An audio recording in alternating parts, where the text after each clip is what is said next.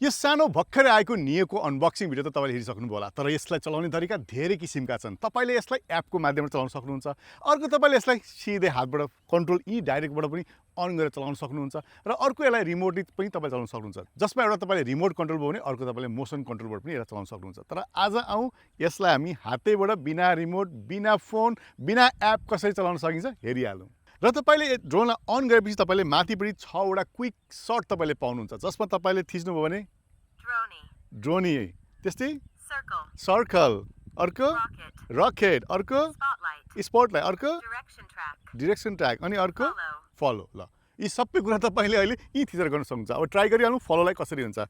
मैले मेरो हातमा यसरी राख्नु पर्यो, मेरो अनुहारमा टक्क देखाउनु पर्यो र यहाँ मैले थिचिराखेपछि यसले 2 1 ल अब मेरो पछि आउँछ हेर्नुहोस् है। ल आऊ आऊ आऊ आऊ कति सजिलो। र यसलाई मैले अब फेरि बन्द गर्नु पर्यो या कन्ट्रोलमा लिनु पर्यो या ल्यान्ड गर्नु पर्यो भने हात राखिदिएपछि आइहाल्यो। कस्तो रमाइलो। अब आउँ यसलाई अब फेरि सर्कलबाट हेरिहालौँ, जसलाई चाहिँ मैले क्लिक गरेँ ड्रोनी भयो, सर्कल। अब मैले यहाँ प्रेस गरिदिइरहेको छु।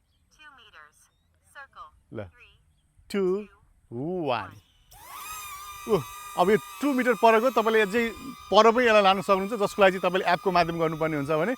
अब यो मेरो वरिपरि घुम्छ हेर्नुहोस् कस्तो मजाले। हो अब ड्रोन उडाउने मजा नै बेग्लै हुने भयो।